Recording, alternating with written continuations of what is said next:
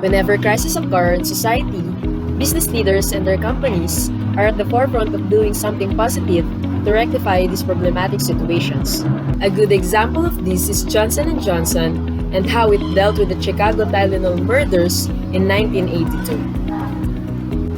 Tylenol commanded a huge market share in the painkiller competition, which in turn allowed it to contribute handsomely to Johnson & Johnson's profits.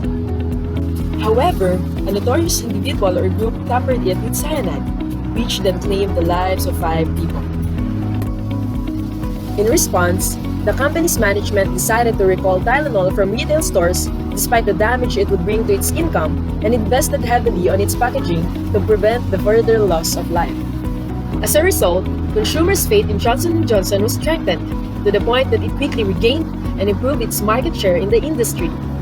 Managers must always lead people and companies towards a direction that points to the common good. In this story, we shall focus on a sea captain who leads his crew to safety amidst dangerous seas.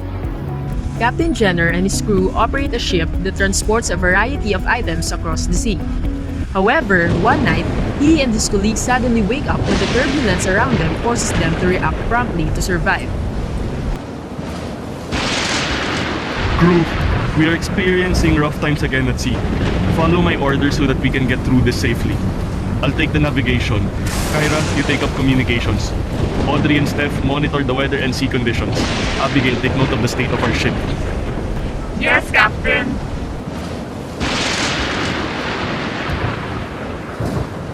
Captain, the nearest port is 15 minutes away at our current speed in the northwest direction. Sir, Pag-asa just announced that our area is under signal number 2. We shall have rough waters ahead on our journey towards the port. Our ship is still fine, sir, but we need to move faster than our usual speed if we want to escape from any damage. Thank you for your updates, crew. I am now directing the ship towards the northwest at a faster pace so that we will reach our destination soon. Tell me, what are the latest updates from your station? I have contacted the port's personnel. They have allocated a dock for us. The weather disturbance is intensifying as we speak. The sea state has now escalated into very rough conditions. Understood, everyone. We only need to hang on for a bit now. Kyra, contact the port to notify them of our immediate arrival. Audrey and Steph, prepare for landing. Your status on the damage. Captain, it has worsened. At this rate, there will be some baggage that will be left at sea. No worries, our lives are more important than those.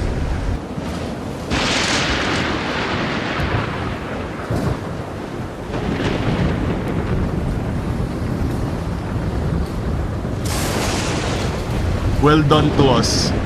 We have successfully navigated perilous waters. Sir, it is unsafe to sail under the current weather. I suggest we stay for a while, even if we arrive at our next destination late and cause delays in the shipment. I agree with Audrey, sir. The sea state is still rough. Our ship needs repairs. We may need to stay here for 3 days. Then so be it. We shall stay here longer. Our safety is primordial compared to any business transaction. Leaders in any industry or institution must prioritize the well-being of their subordinates and the general public ahead of any profit or anything that involves personal gain.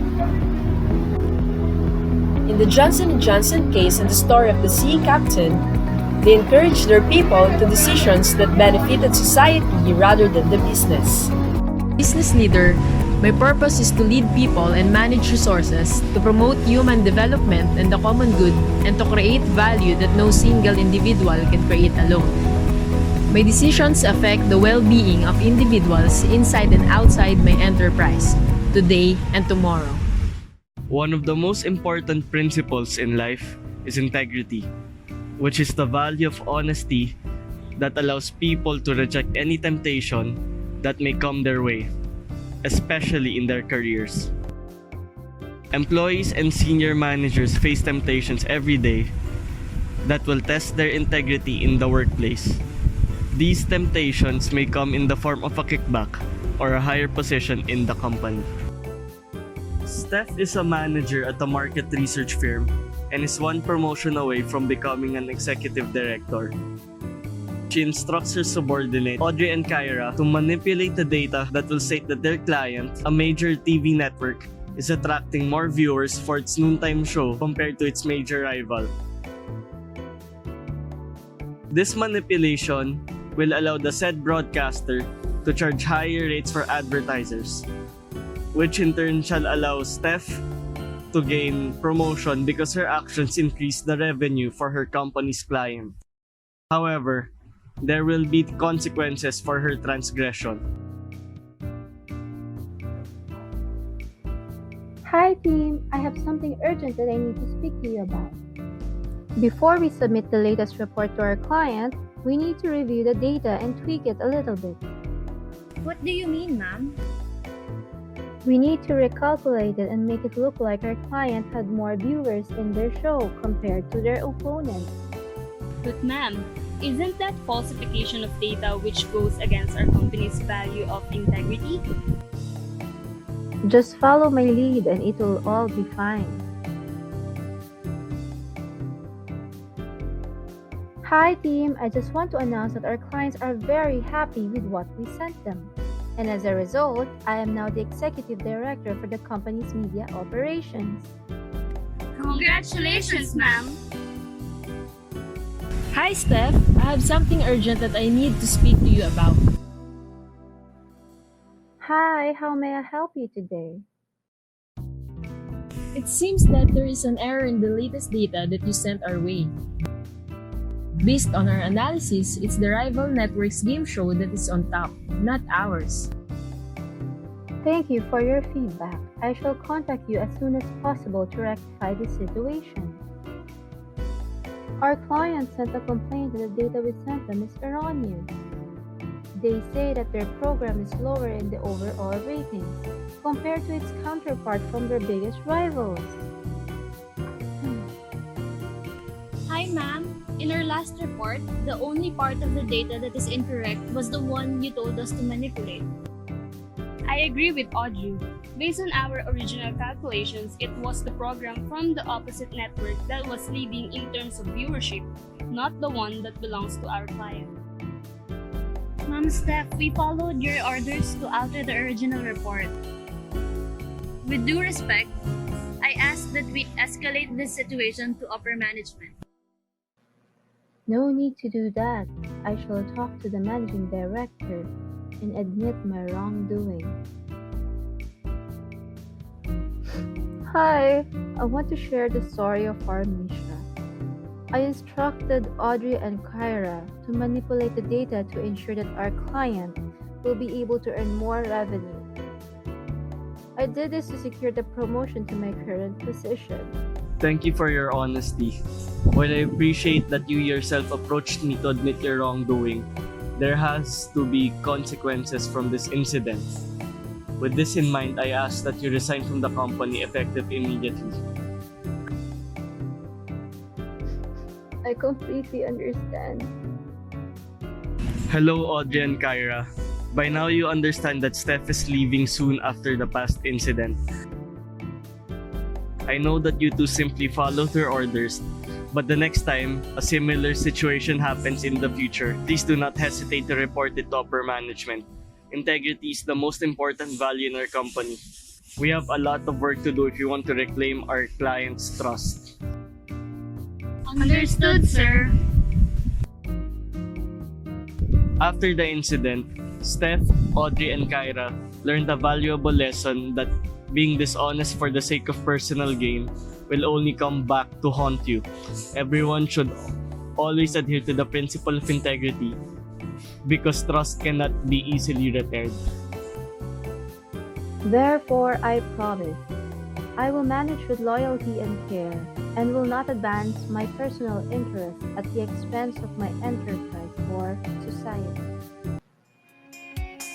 Everyone has an opportunity to do good in the world. While righteous endeavors may not be the most rewarding in terms of money, they provide a sense of fulfillment for people because of how they help society.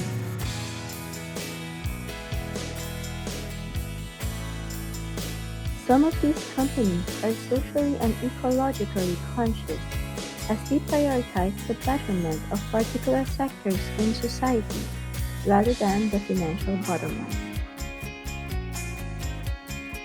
Now, let's look at the story of Lorenzo, a fresh graduate. Lorenzo received two job offers. The first is from a multinational firm that sells tobacco products such as cigarettes and cigars and promises a big salary for someone who just recently graduated. His other option is a local company that produces packaged goods from local materials and seeks to create a decent source of revenue for farmers and other skilled laborers. This firm offered him a satisfactory salary, although it is lower than the tobacco firm's proposal. Given his options, will Lorenzo choose option A, multinational company that sells tobacco with a higher offer, or option B, local company that sells packaged goods such as food with a lower offer? Let's find out. Mom, I received two good offers today. I am so happy for you. What companies offered you a job? There's this big company that's offering a huge salary. The biggest downside is that it is a tobacco firm. Okay, what about the other one? It's a local company that sells packaged goods to support farmers and a variety of workers. Most of the profits essentially return to these people, while the firm just gets enough to continue its operations. But its offers only half compared to the first proposal. Well, you need to decide what's best for you, and I will always give you my support, son. After talking to his mom, Lorenzo went to his room and researched on both firms' operation and history. After collecting information, he went to his mom and told her about what he found out. This tobacco firm has constantly evaded taxes and legal actions against them, which result from their products. On the other hand, the local company is an institution that strives to stay afloat and provide a stable source of livelihood for Filipino workers. What do you want to do then? I think I want to try this local company. It offers a lower salary, but there's a sense of fulfillment working for this firm compared to the tobacco enterprise. I think that I can also learn more skills here since it is a smaller company. If that is what you think is best, then go for it. The next day, Lorenzo went to the office of the local firm that sells packaged goods.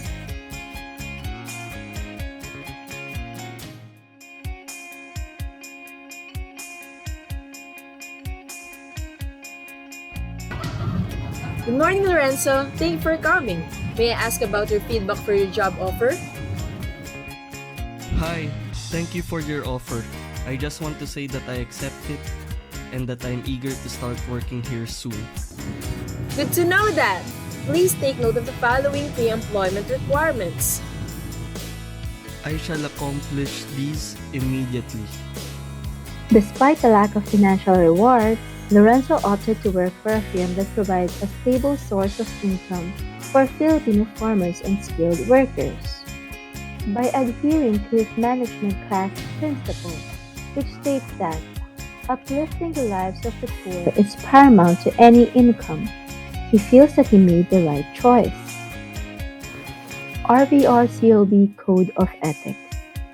Therefore, I promise that I will promote socially useful products and services which serve human development, keeping in mind reasonable access for the poor and underprivileged.